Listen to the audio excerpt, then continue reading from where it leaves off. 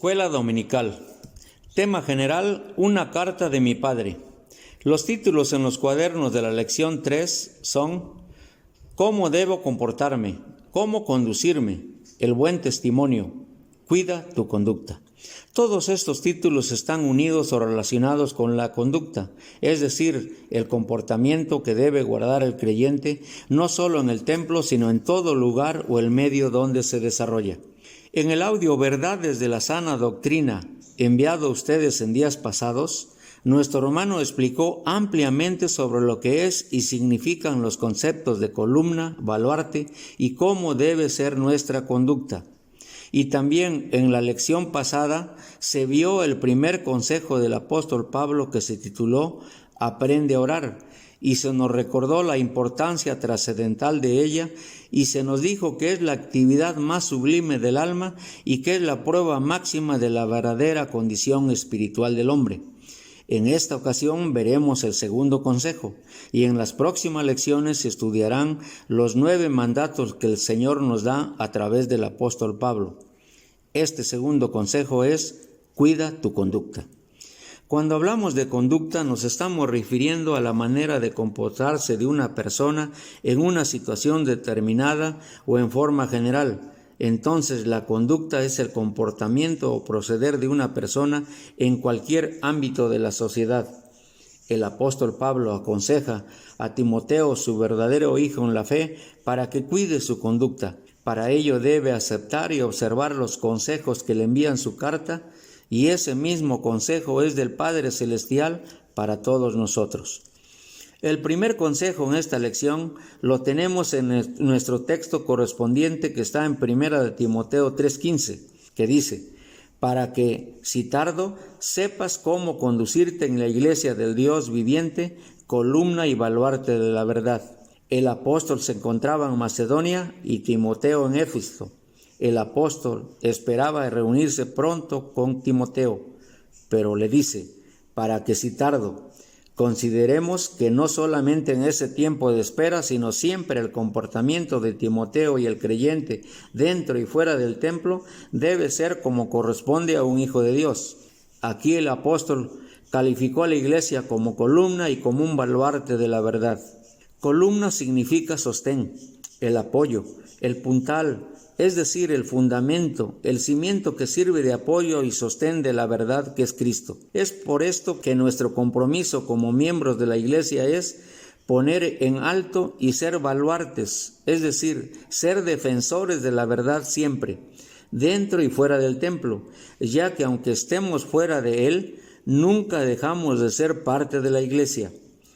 Pablo escribió a todos los miembros de la iglesia, es decir, a todos los santos, todos los creyentes, los miembros del cuerpo de Cristo, para decirles cómo debían actuar para que pudieran representar y proclamar la verdad de Dios al mundo, que a través de los tiempos se ha encontrado en tinieblas por no aceptar la luz del Evangelio, la verdad que es Cristo.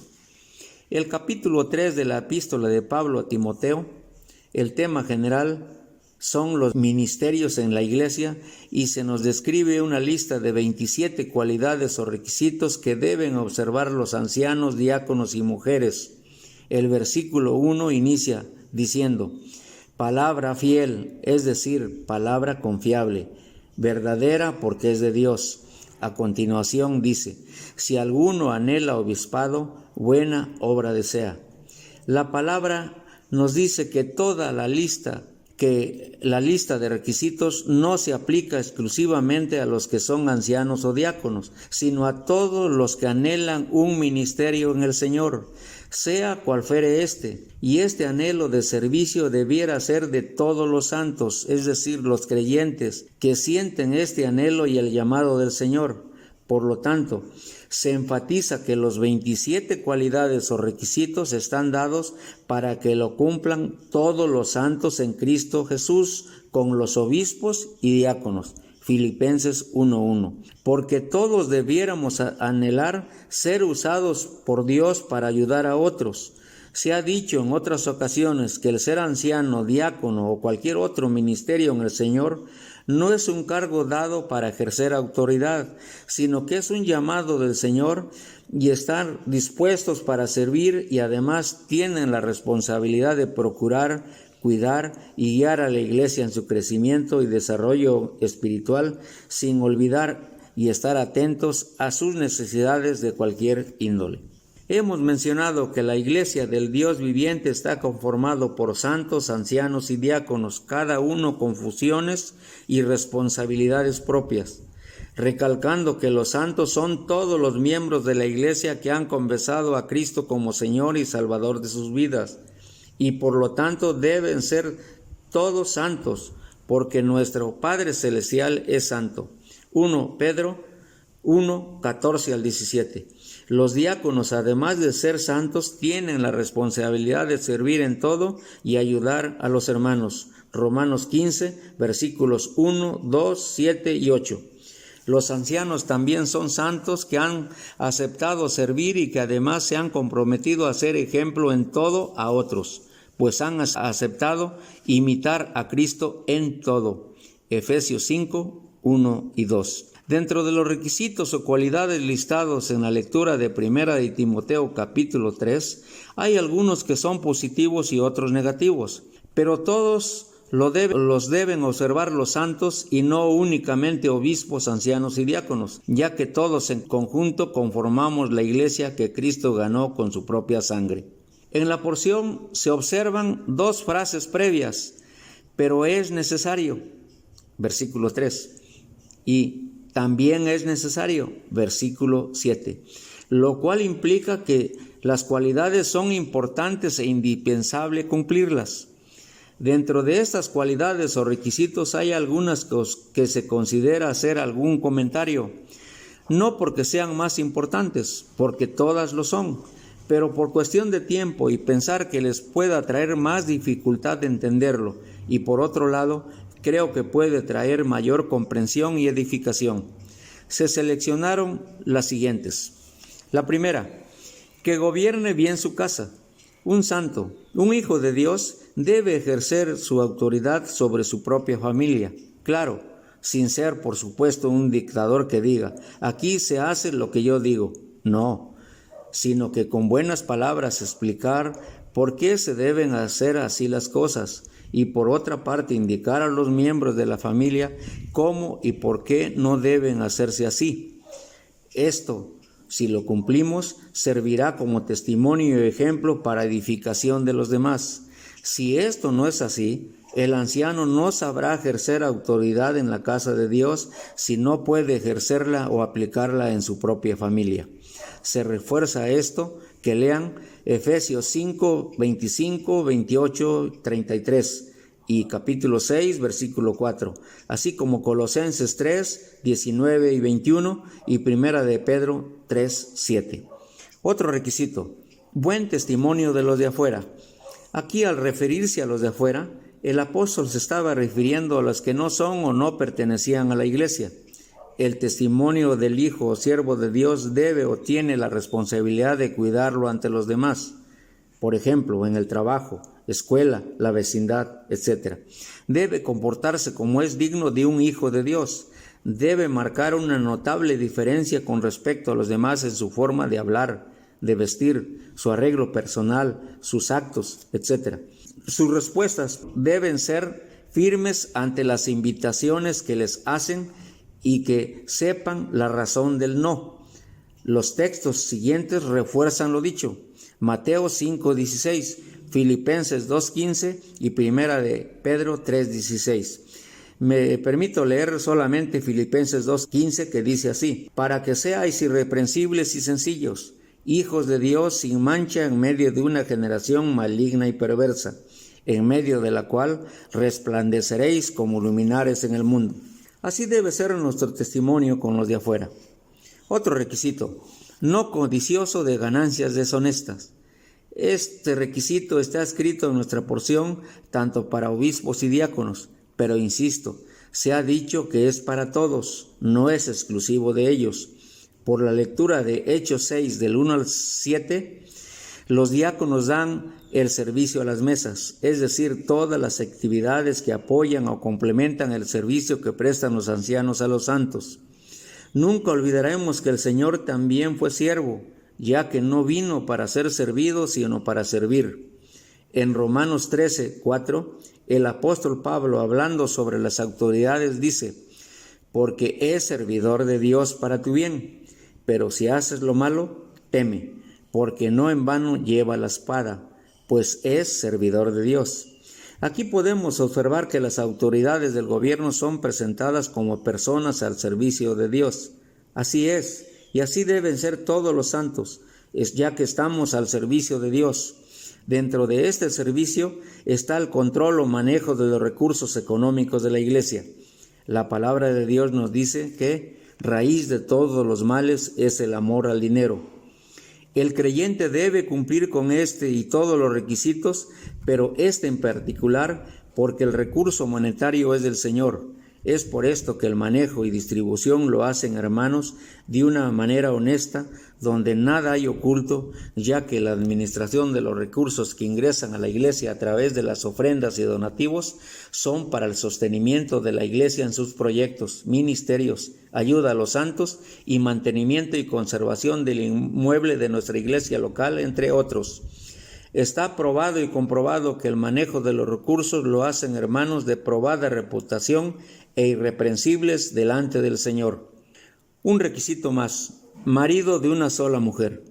Este requisito siempre es motivo de discusiones vanas y discusiones erróneas y perderse la verdadera lección. Pero considero que es necesario expresar lo siguiente. Este requisito no necesariamente se debe relacionar con el matrimonio o divorcio, es decir, no se relaciona con el estado civil del obispo, sino más bien tiene que ver con la pureza moral o sexual de la persona. Aquí se recomienda que lean en casa muy detenidamente 1 Corintios 6:18 y Mateo 5:28 para aclarar este asunto. Por otra parte, la mayoría, al leer la frase, inmediatamente piensa que el que anhela el ministerio de obispo o anciano debe ser casado. Si esto fuera así, el propio Pablo no hubiese sido llamado por el Señor para ser ministro y apóstol de Jesucristo. Sin embargo, se debe entender aquí que si el obispo es casado, no debe tener dos mujeres. La poligamia, que es un hombre casado con varias mujeres, era común en los días de Pablo y, sin duda alguna, predominaba la bigamia, que es un hombre casado o mujer casados con dos personas. Además, estas dos secciones están en contra de lo que la palabra de Dios dice. Lean Mateo 19:5 y Marcos 10 del 6 a 9. Por tanto, estas acciones son pecados. Así que el obispo de la iglesia tenía y tiene que ser marido de una sola mujer. Respecto al versículo 11, el cual menciona unos requisitos para las mujeres, consideramos que ellas también son partes de la iglesia y están incluidas dentro de los santos. Además, muchas de ellas son la ayuda idónea de los esposos. Por lo tanto, deben cumplir con los requisitos citados. Dice el versículo 11, las mujeres asimismo sean honestas, no calumniadoras, sino sobrias, fieles en todo. Honestas también se traduce como dignas, es decir, honorables y serias, capaces de mantener la calma y la serenidad en momentos difíciles. No calumniadoras, esto significa que no deben dar lugar o prestarse a chismes o murmuraciones. Una mujer así puede ser causa de división y provocar contiendas. 1 Timoteo 5:13. Sobrias significa moderadas en su forma de hablar y su comportamiento entre las demás personas. Fieles en todo. Esto incluye una fidelidad total a todos y en todo, y por supuesto incluye la fidelidad al Señor, a su esposo, hijos y a su propia persona. Esto quiere decir que deben ser dignas de toda confianza. Antes de terminar, hago un comentario respecto al último versículo 16 del capítulo 3 de 1 de Timoteo, el cual nos habla del ministerio de la piedad y con la conducta del creyente. Este misterio, más que un cántico, y un conjunto de verdades es la revelación de la bendita persona de nuestro Señor Jesucristo. Asimismo, la piedad se refiere a la forma de vivir que corresponde a la verdad del Evangelio, es decir, como Cristo vivió en esta tierra haciendo la voluntad del Padre. Hermanas y hermanos, será de mucho beneficio que en casa se estudie en familia las 6 verdades o frases que conforman este hermoso cántico que se encuentra en el capítulo 3, versículo 16 de Primera de Timoteo. Hagamos nuestras las palabras del apóstol a Timoteo, a quien le dice: te encarezco delante de Dios y del Señor Jesucristo y de sus ángeles escogidos, que guardes estas cosas sin prejuicios. 1 Timoteo 5:21. Acéptelas, cúmplelas y preguntémonos: ¿los requisitos que hemos visto y todos los citados en la porción se están cumpliendo en nuestro diario vivir? Debemos orar para que en el Señor se puedan cumplir y manifestar dentro y fuera del templo una conducta que agrade al Señor. Oremos. Señor nuestro, muchas gracias por tu palabra, porque nos instruye y enseña para que nuestra conducta dentro y fuera del templo sea aquella que te complazca, y de esa manera poner muy en alto tu bendito y santo nombre. Ayúdanos, Señor, a que esto sea así. Lo rogamos en tu santo y bendito nombre. Amén. Consulte lo más actual en nuestra página www.orizabacentro.org.